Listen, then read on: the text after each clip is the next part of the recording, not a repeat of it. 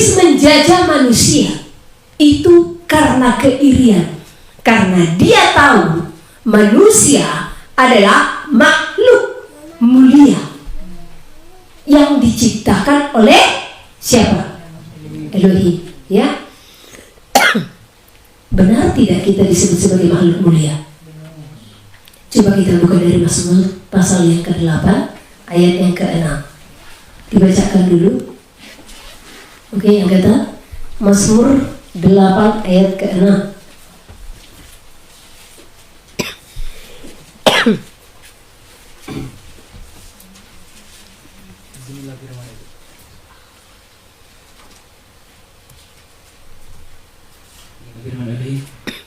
Kambing domba, namun engkau telah membuatnya hampir sama seperti Elohim dan telah memahkotainya dengan kemuliaan dan hormat. Berikutnya apa? Manusia hina sebagai makhluk yang mulia. Manusia hina sebagai makhluk mulia. Coba, ini dikatakan manusia hina namun sebagai makhluk mulia. Apa tidak iri iblis melihat ini semua, ya? Nah, namun engkau telah membuatnya hampir sama seperti Elohim dan telah memahkotainya dengan kemuliaan dan hormat. Engkau membuat dia berkuasa atas buatan tanganmu. Segala-galanya telah kau letakkan di bawah kakinya. Jadi manusia disebut sebagai makhluk mulia. Ini salah satu keirian daripada iblis, ya. Makanya dia mau menjajah, dia mau membinasakan dan dia mau menghancurkan, ya. Berikutnya, kenapa lagi? Karena umat manusia diciptakan segambar dan serupa dengan Elohim. Bukankah kita diciptakan dan segambar dan serupa dengan dia? Itu kan ada tertulis dalam Kejadian 1 gitu, ya. Kalau manusia diciptakan segambar dan serupa dengan Elohim, ini adalah salah satu keirian yang ada di dalam iblis untuk merongrong umat manusia. Kemudian, karena itu tadi apa? Karena manusia diberikan kesempatan untuk memperoleh keselamatan, ya. Ada nggak yang tahu ayatnya itu di mana? Karena begitu besar. Yohanes 3 ayat 16. Oke, baca dulu. Lihat, Yohanes 3 ayat 16. Karena begitu besar. Karena begitu besar kasih Elohim akan di dunia ini, sehingga ia mengaruniakan anaknya yang tunggal supaya setiap orang yang percaya kepadanya tidak binasa, melainkan beroleh hidup. Amin. Karena begitu besar kasih Elohim akan dunia ini, sehingga ia telah mengaruniakan anaknya yang tunggal. Supaya apa? Setiap orang yang percaya tidak binasa, melainkan memperoleh hidup yang kekal, ya. Jadi dengan kedatangan anak manusia, yang dimana anak manusia itu adalah Elohim itu sendiri, ya. Elohim itu sendiri. Sebentar.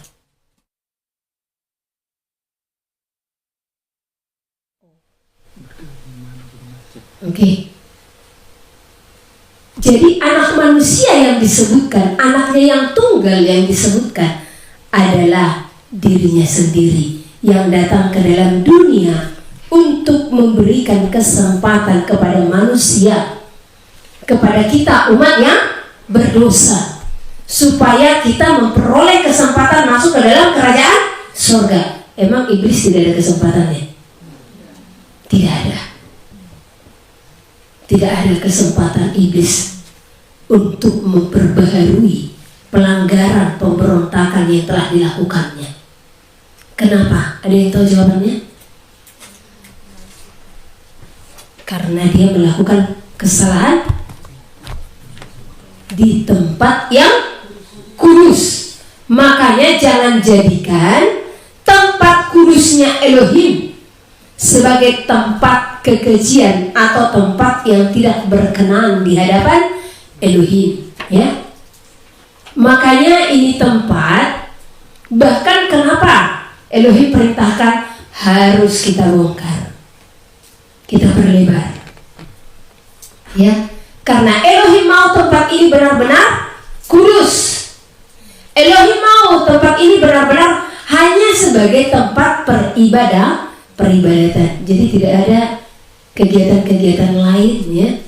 Jadi mau kamar tidur, mau dapur, ya, mau tamu datang, ya, itu tidak di tempat ini. Biarlah ini tempat hanya untuk memuji dan memuliakan Dia. Karena Dia mau ada satu tempat yang kita khususkan dalam peribadatan, ya. Jadi tempat ini akan kita benar-benar buat untuk tempat peribadatan. Oke.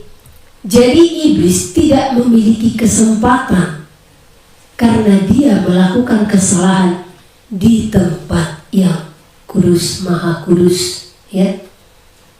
Ingat cerita saya bagaimana si iblis pernah berbicara. Dia berontak dalam hidupnya dan dia mengatakan, ya, ini saya ingat waktu duel itu, ya. Dia katakan manusia bodoh, katanya. Jadi coba saudara cek apa ya, saudara yang disebut bodoh tadi, ya. 2017 si Lucifer itu langsung diizinkan berdiri, ya. Dan kita itu seperti duel. Dia bilang apa sama saya? Manusia bodoh. Manusia diberikan kesempatan untuk bertobat, tetapi manusia menyia-nyiakan. Nah, di situ saya sekejap berpikir, berarti kalau sekiranya iblis ini diberi kesempatan untuk bertobat, mungkin mereka jauh lebih baik dari manusia. Karena seolah-olah mereka lebih mempunyai pikiran daripada manusia, benar? Dia mampu berkata, dia sanggup memikirkan. Kalau manusia itu bodoh karena apa? Hari ini dibilang jangan mencuri, tetapi tetap mencuri.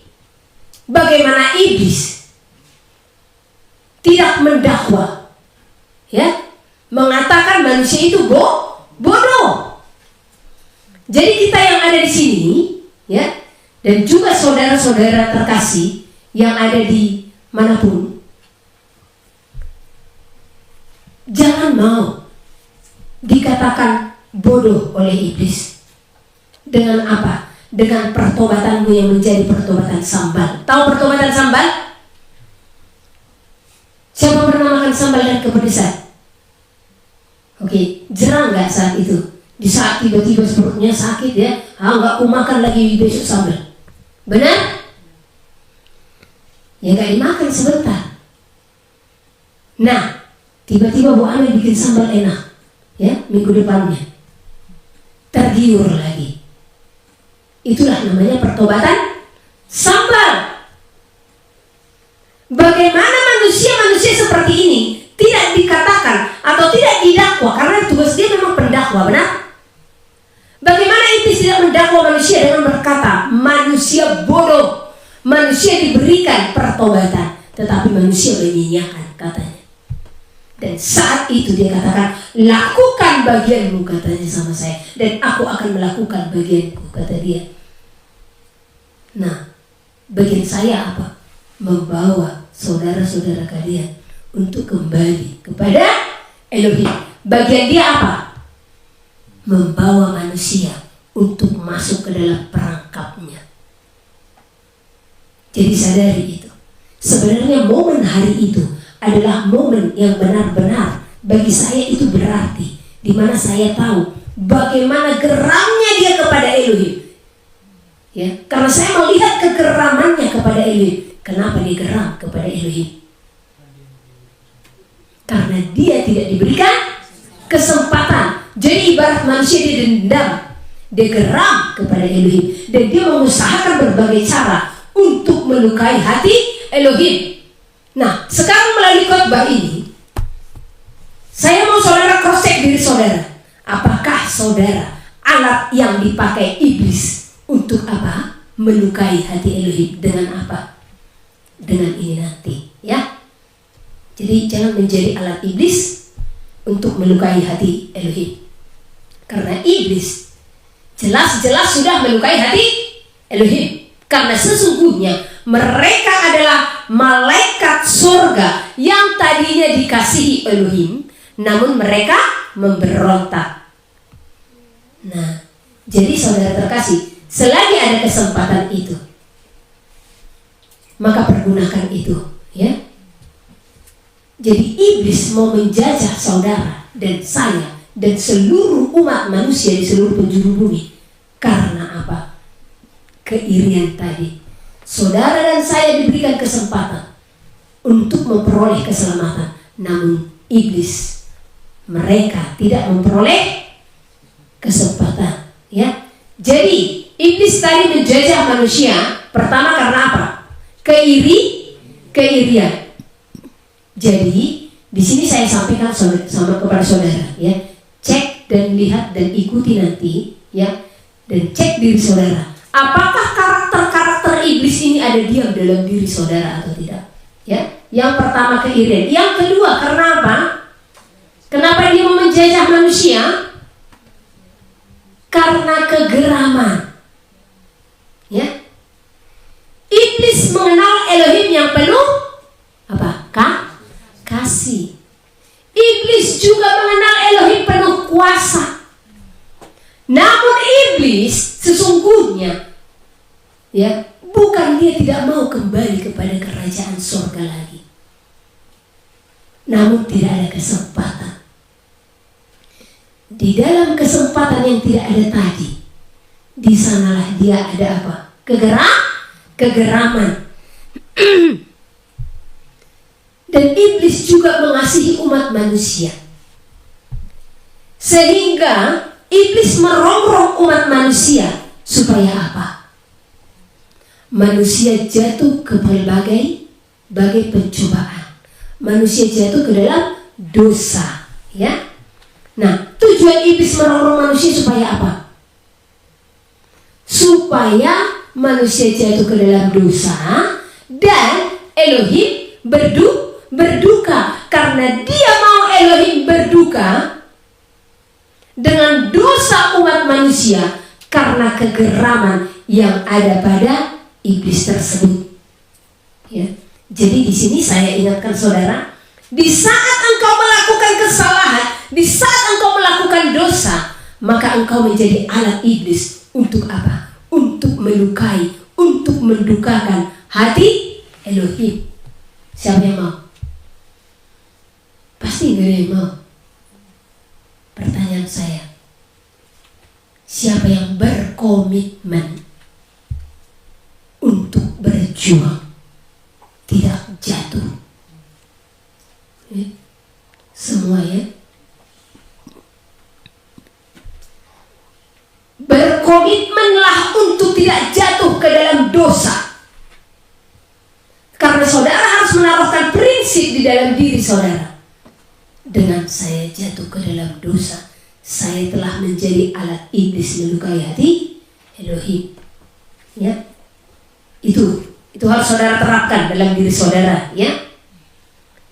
Nah, berikutnya, tadi kegeramannya juga karena dia tidak memiliki kesempatan untuk masuk kembali ke dalam kerajaan surga, ya. Berikutnya, kenapa iblis mau menjajah umat manusia? Karena dendamnya tadi, kegeramannya tadi, dia pun egois. Iblis tidak memiliki belas kasihan. Di dalam keegoisannya apa yang dia lakukan?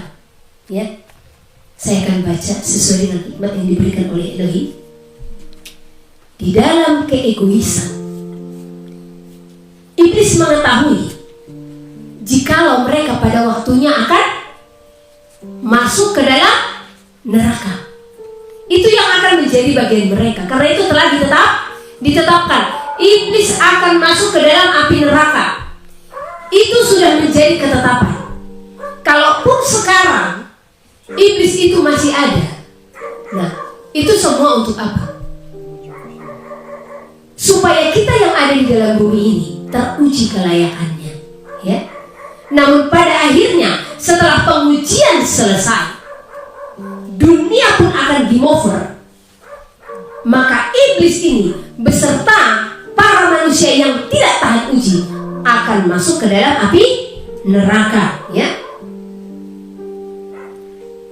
Karena iblis mengetahui jika pada akhirnya mereka akan masuk ke dalam api neraka, maka iblis tidak mau umat manusia terluput dari kebinasaan, sehingga mereka memasang jerat-jerat untuk apa? Menjatuhkan umat manusia, sehingga melalui jerat-jerat itu tadi manusia pun jatuh ke dalam dosa, ya. Kalau manusia sudah jatuh ke dalam dosa, upah dosa adalah maut. Iblis tahu itu. Iblis tahu jika upah dosa adalah maut, sehingga dia merongrong umat manusia, dia menjajah umat manusia supaya manusia ini jatuh ke dalam dosa tadi. Karena apa? Dia mau umat manusia masuk ke neraka. Di sanalah keegoisan itu berpadu padan, di dalam keirian semuanya ada di dalamnya, ya.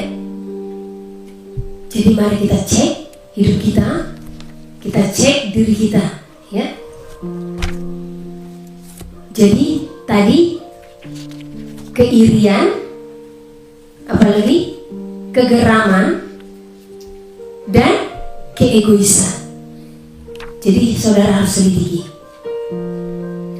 apakah ada rasa cemburu dalam hatimu? Cemburu terhadap sesama saudaramu, antara yang satu dengan yang lain. Cemburu melihat apa yang dimiliki oleh orang lain, ya. Intinya di saat kita ada keirian, ada kegeraman, ada keegoisan, maka saudara sama dengan siapa? Si iblis itu tadi. Karena itu karakter-karakter yang nyata yang diam dalam iblis. Keirian, kegeraman, dan keegoisan, ya. Dia tidak memiliki belas kasihan. Di dalam ketidakbelas kasihannya, di sanalah dia menjerat umat manusia. Terkadang umat manusia punya akal budi. Kalau satu contoh, dia terjerumus ke satu hal, umat manusia masih mengingatkan sesamanya, kamu jangan lewat situ, iya kan? Karena di sana penuh jerat. Karena aku udah kena. Itulah belas kasih manusia. Kalau iblis, dia sudah tahu hukum bagi dia masuk ke dalam kebinasaan, maka di sana dia mau manusia pun masuk ke dalam kebinasaan. Tidak ada belas kasih, ya. Itulah kegeramannya, karena dia tahu apa? Elohim sangat mengasihi manusia. Apa tujuan daripada iblis? Untuk menjajah umat manusia. Kembali hanya untuk melukai hati Elohim. Jadi ini perlu kita sadar diri. Tadi waktu saya diingatkan akan hal ini, oh iya ya, sesungguhnya karena dendam daripada si jahat, karena kegeraman daripada si jahat, maka dia berusaha untuk membuat hati Elohim berduka. Melalui apa? Melalui umat yang diciptakannya. Karena Elohim tidak menciptakan umat manusia untuk binasa, melainkan apa? Supaya manusia itu memperoleh hidup yang kekal di dalam kerajaan surga. Tujuan iblis menjajah umat manusia adalah untuk menghancurkan umat manusia. Bagaimana caranya? Iblis mengetahui hubungan Elohim kepada manusia begitu erat. Iblis mengetahui betapa besar kasih Elohim kepada saudara dan saya. Iblis tahu itu.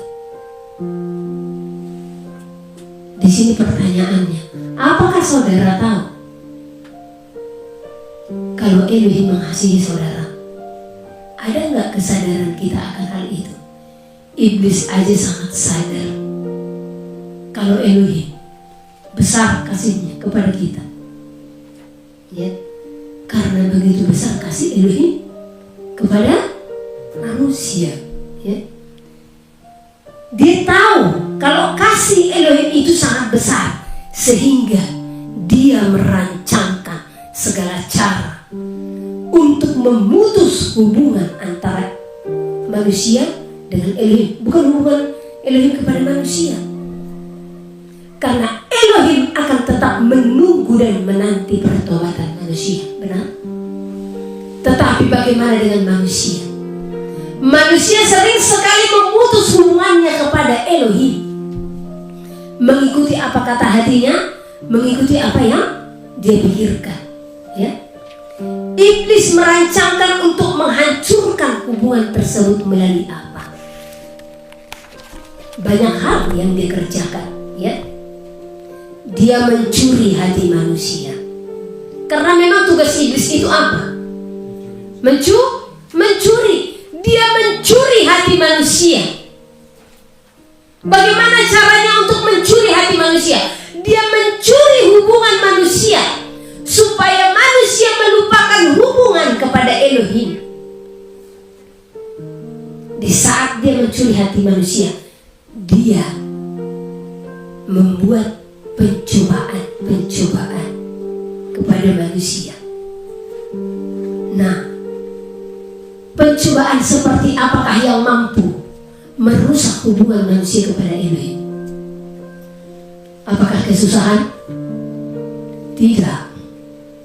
Pencobaan yang ditawarkan oleh iblis untuk mencuri hati manusia supaya hubungan manusia terlepas dari Elohim adalah melalui apa? Kenikmatan dunia. Inilah pencobaan yang terlebih besar, saudara terkasih, ya. Jangan saudara berpikir, aku hidupku menderita, aku sedang menghadapi pencobaan, katanya. Orang menderita kebanyakan datang kok kepada Elohim. Yang tadinya tidak kenal Elohim, tiba-tiba kemalingan rumahnya, dia datang, Bapak, kumohon Bapak kembalikan uangku, katanya, ya kan. Coba kita lihat bencana-bencana alam. Ingatkan aku nanti tentang Nubuat, ya. Di saat banyak pencobaan berbau kesusahan kepada manusia, yang ada hubungan manusia itu kebanyakan makin erat kepada Elohim, benar? Di saat seorang istri dia stres menghadapi suami, ya, ujung-ujungnya apa? Dia cari hamba Elohim, dia curhat, suamiku begini, tolong saya, katanya. Si hamba Elohim ini pun menuntut, mengarahkan dia untuk berdoa dan berserah kepada Elohim, ya. Apalagi di saat pencobaan bencana alam terjadi, semua, oh Tuhan tolong kami Bapak, iya kan? Jadi pencobaan yang ditawarkan oleh iblis, oleh si jahat untuk mencuri hati manusia, yaitu melalui kenikmatan-kenikmatan yang ada di dalam bumi ini, di mana kekayaan di bumi ini pun pernah dia tawarkan kepada siapa? Yahusua itu sendiri. Jadi jangan heran, iblis berkuasa atas dunia, ya. Makanya jangan suka yang nikmat-nikmat, ya. Jangan ketergantungan di dalamnya. Apapun itu, sekecil apapun. Saya sekarang belajar untuk tidak menikmati, apalagi namanya makanan, ya. Mau dia rasanya enak, mau bagaimana, biasa saja. Karena apa? Saya tidak mau pada akhirnya iblis akan menjajahku melalui hal-hal tersebut. Karena dia akan menjajah melalui kenikmatan-kenikmatan dunia, ya kan? Dia akan merongrong melalui itu, ya. Masa iya sih dalam hal kecil pun bisa-bisa. Keterikatan sambal contohnya, ya kan? Segitu tidak ada sambal, nggak enak makan. Itu namanya apa? Keterikatan. Karena apa? Kenikmatan. Sehingga di saat satu contoh tidak ada sambal, ya. Kita pun tidak selera makan, gimananya kau mau apa? Gitu. Kenapa sih tadi tidak buat sambal? Akhirnya damai sejahtera hilang. Pelajari sampai sejauh itu. Ya. Oleh karena itu jangan pernah menikmati apapun dalam kenikmatan yang ditaruhkan oleh si jahat. Disinilah kejatuhan umat manusia yang lebih banyak, ya. Jadi sehingga umat manusia lebih memilih bumi ini daripada apa? Keselamatan. Di saat manusia lebih memilih bumi ini daripada keselamatan, maka di sana Elohim berduka.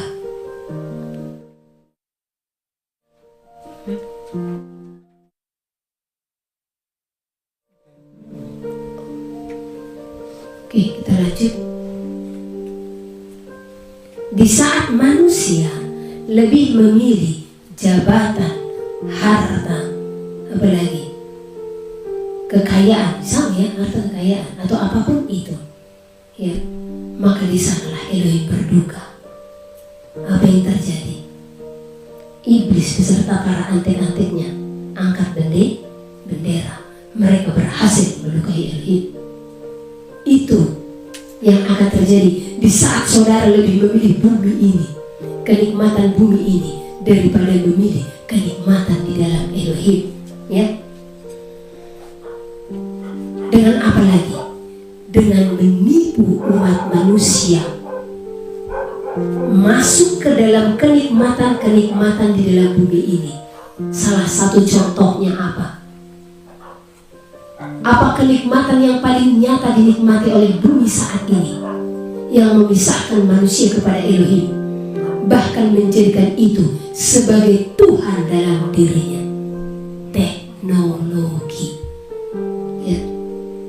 Jadi saudara terkasih, berbicara tentang teknologi ini, ya. Jadi adanya teknologi yang semakin berkembang di dalam bumi ini, ya. Sadar tidak saudara? Dan ini juga seminar-seminar yang akan kami beritakan nanti, ya. Nantikan kedatangan kami. Kamis kita sudah berangkat, yes, kita dari sini sebelumnya.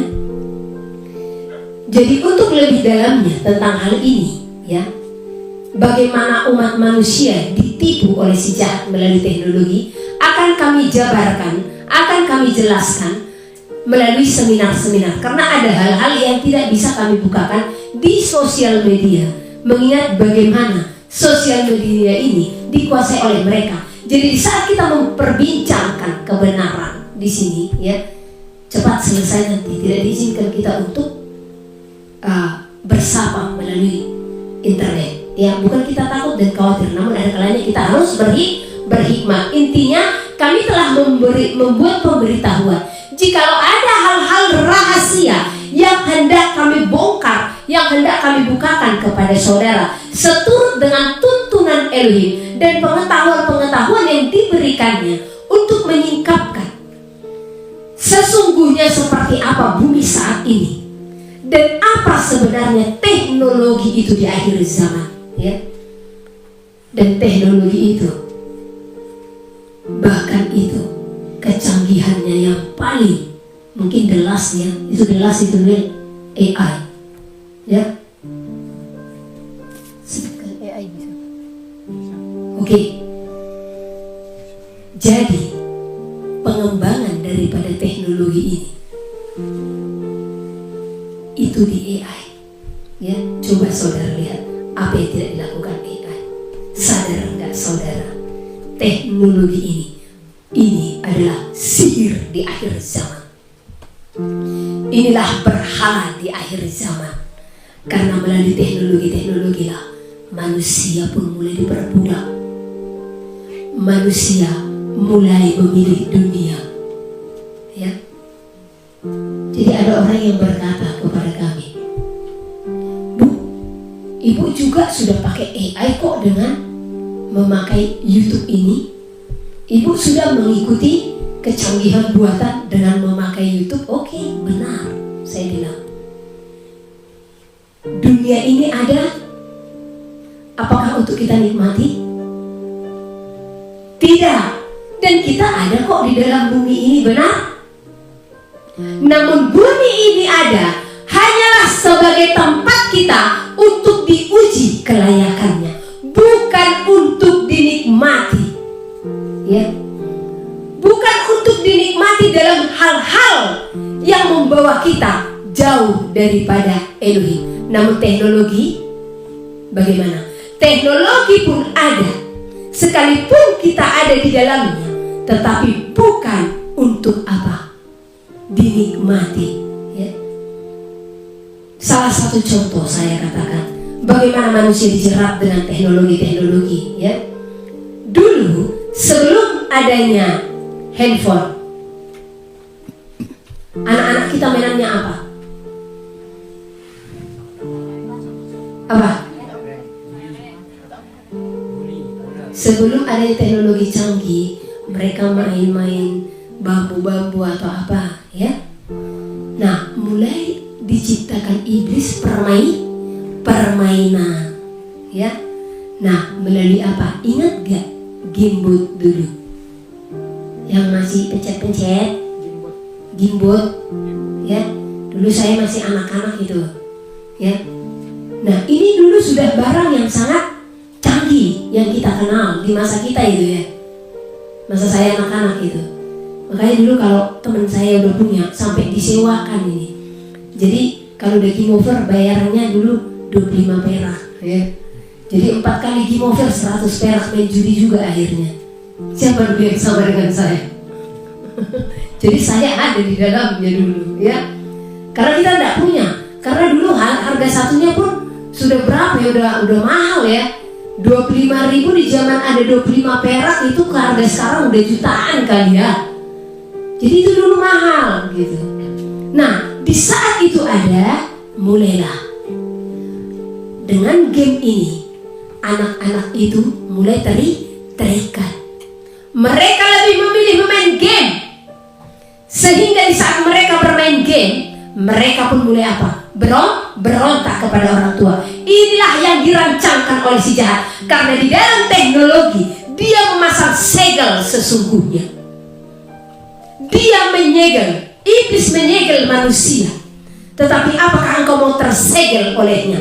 Siapa yang akan tersegel melalui teknologi? Adalah orang-orang yang menikmati apa yang ada di dalam teknologi tersebut, sehingga melupakan apa yang menjadi tujuan utamanya ada di dalam bumi ini. Dia pun lupa untuk mempersembahkan hidupnya hanya kepada Elohim. Ya. Kemarin saya ke Penuhan. Saya lupa jam berapa. Itu pas di depan ini. Sore kali, ya, sebelum kita ibadah Sabat. Saya pasang lagu. Tiba-tiba saya ke Penuhan, ya. Di saat kepenuhan, ada suara surga yang menyatakan, ya, kalau orang-orang yang dipakai Elohim di zaman ini kuasanya sangat besar, ya, bahkan melebihi kuasa-kuasa yang dipakai bahkan daripada rasul-rasul ini. Bisa, kenapa? Awalnya saya kaget dan heran. Apa sih maksudnya ini, Bapak? Manusia memandang kuasa hanya sebatas apa? Mujizat. Padahal mujizat terbesar di hadapan Elohim adalah pertobatan, ya. Nah, jadi saya katakan, kenapa sih kalau orang di zaman ini, kalau dia berhasil membawa orang kepada pertobatan, maka kuasanya sangat besar. Kenapa? Heran gak? Terima gak dibilang seperti itu? Orang-orang zaman dahulu kan luar biasa semua, kudus segala macam. Tapi dikatakan orang di zaman ini, kalau mereka mampu membawa orang kepada pertobatan yang sungguh-sungguh, maka kuasanya sangat besar. Kalian tahu kenapa? Karena di zamannya dahulu, zaman para rasul, karakter manusia tidak sebobrok karakter manusia sekarang. Paham? Karakter manusia di zaman ini sudah sangat jauh kebobrokannya, kekerasan hatinya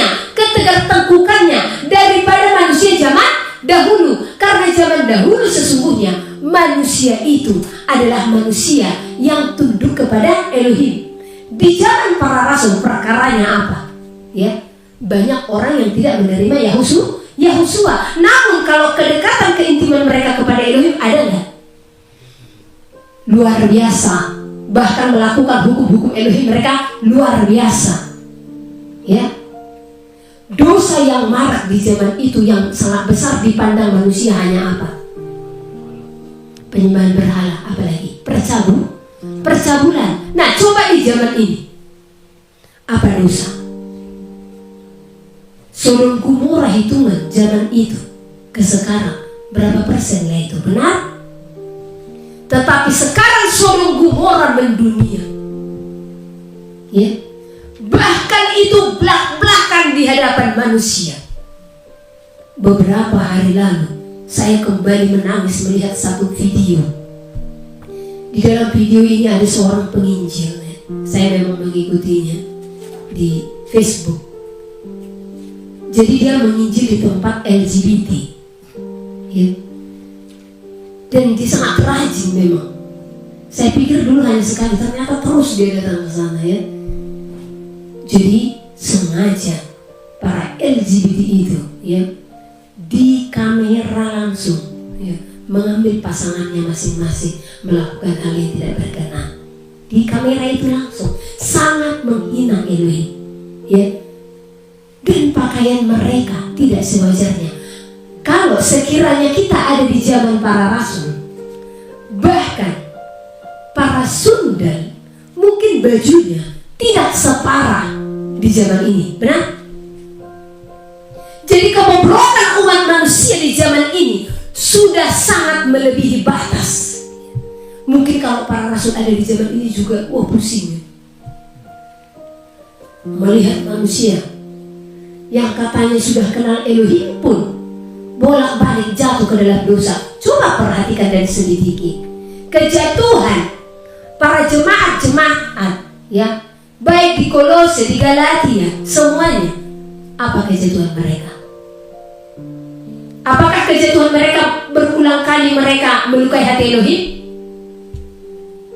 Ada yang tahu?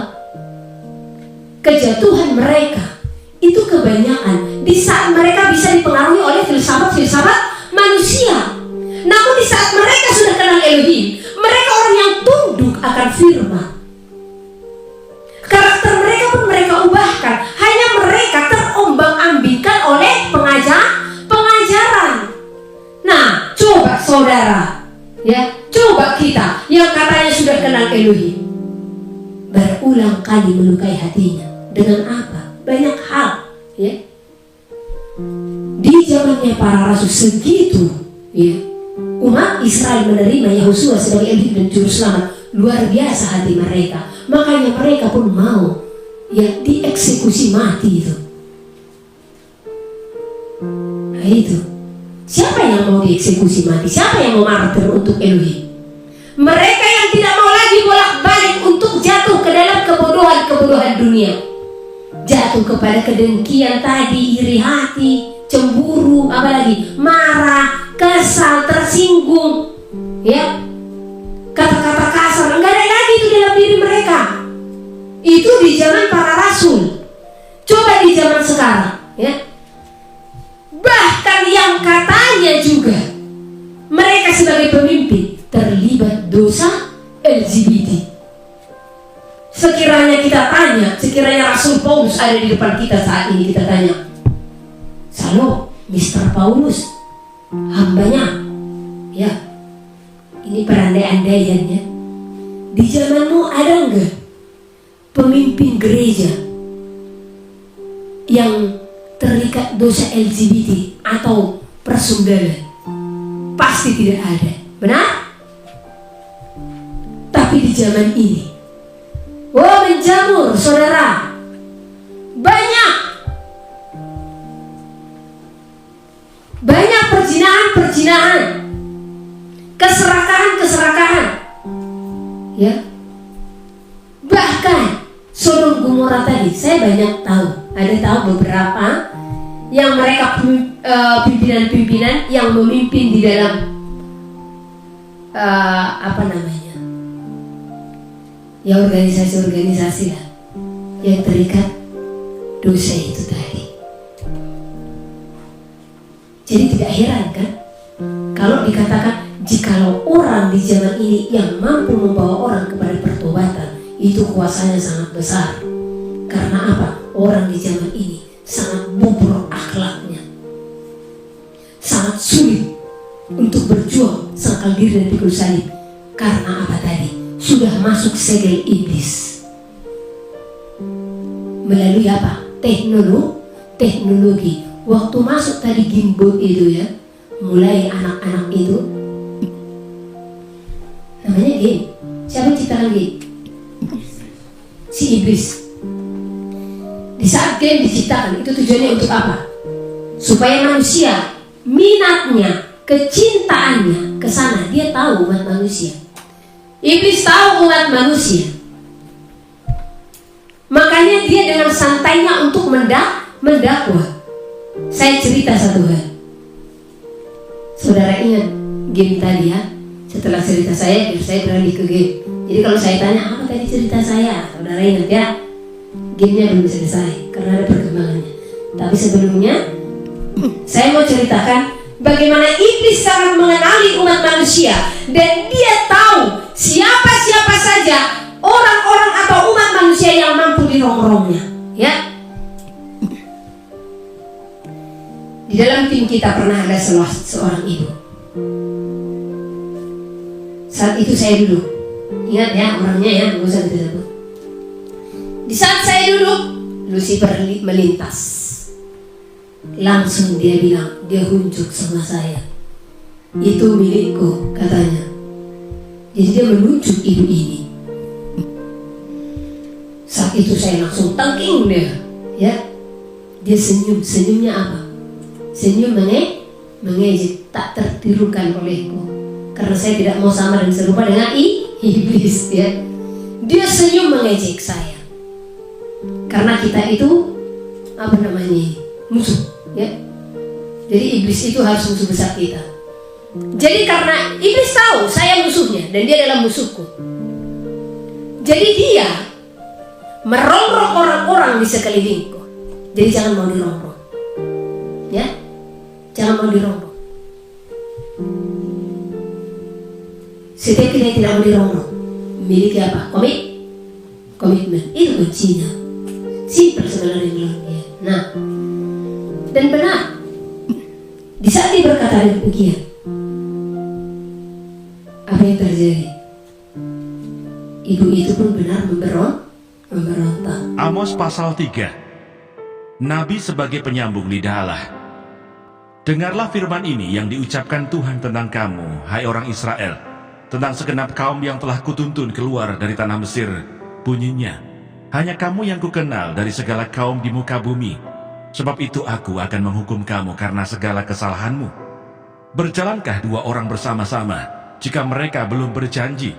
Mengaumkah seekor singa di hutan apabila tidak mendapat mangsa? Bersuarakah singa muda dari sarangnya jika belum menangkap apa-apa? Jatuhkah seekor burung ke dalam perangkap di tanah apabila tidak ada jerat terhadapnya? Membingkaskah perangkap dari tanah jika tidak ditangkapnya sesuatu? Adakah sangkakala ditiup di suatu kota dan orang-orang tidak gemetar? Adakah terjadi malapetaka di suatu kota dan Tuhan tidak melakukannya? Sungguh, Tuhan Allah tidak berbuat sesuatu tanpa menyatakan keputusannya kepada hamba-hambanya para nabi. Singa telah mengaum, siapakah yang tidak takut? Tuhan Allah telah berfirman, siapakah yang tidak bernubuat? Pemberitaan tentang keruntuhan Israel.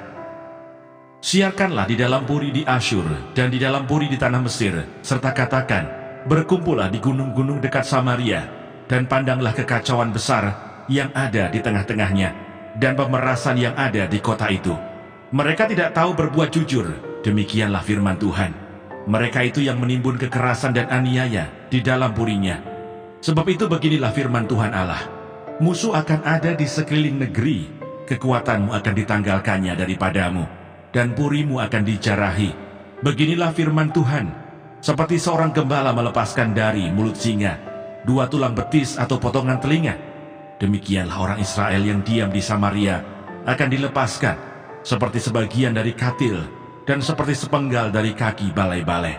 Dengarlah dan peringatkanlah kaum keturunan Yakub. Demikianlah firman Tuhan Allah, Allah semesta alam, bahwa pada waktu aku menghukum Israel karena perbuatan-perbuatannya yang jahat, aku akan melakukan hukuman kepada mesbah-mesbah Betel, sehingga tanduk-tanduk mesbah itu dipatahkan dan jatuh ke tanah. Aku akan merobohkan balai musim dingin beserta balai musim panas. Hancurlah rumah-rumah gading dan habislah rumah-rumah gedang. Demikianlah firman Tuhan.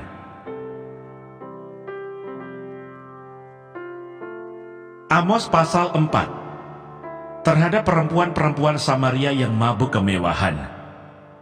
Dengarlah firman ini, hai lembu-lembu Basan yang ada di gunung Samaria, yang memeras orang lemah, yang menginjak orang miskin, yang mengatakan kepada tuan-tuanmu, bawalah kemari supaya kita minum-minum.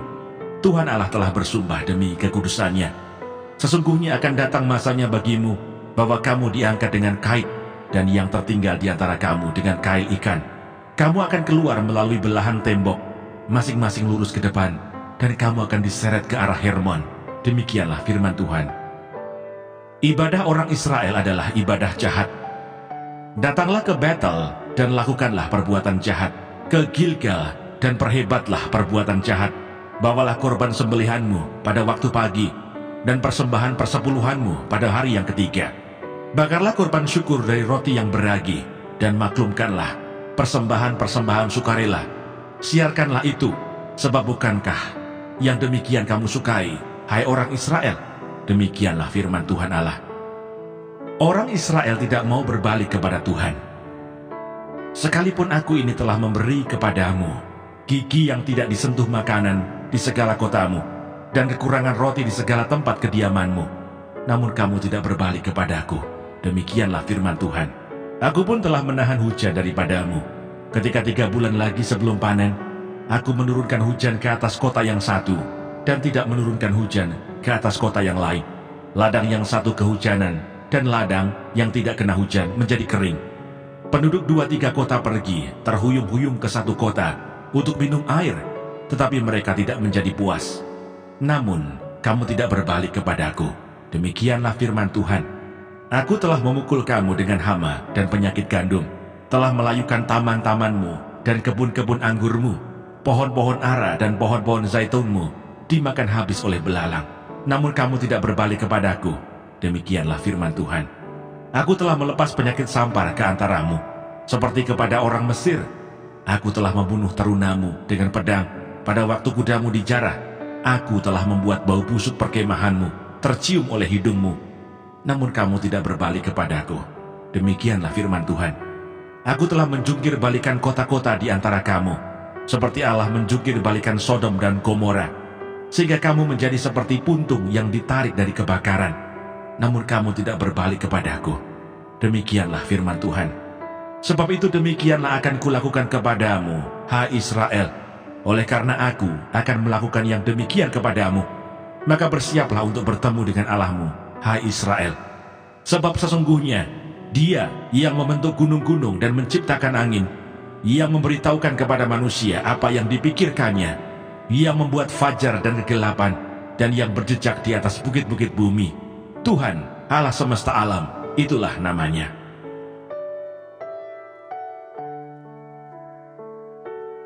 Amos pasal 5. Ratapan tentang Israel. Dengarlah perkataan ini yang kuucapkan tentang kamu sebagai ratapan, hai kaum Israel. Telah rebah, tidak akan bangkit-bangkit lagi anak darah Israel, terkapar di atas tanahnya, tidak ada yang membangkitkannya. Sebab beginilah firman Tuhan Allah kepada kaum Israel. Kota yang maju berperang dengan 1000 orang, daripadanya akan tersisa 100 orang. Dan yang maju berperang dengan 100 orang, daripadanya akan tersisa 10 orang.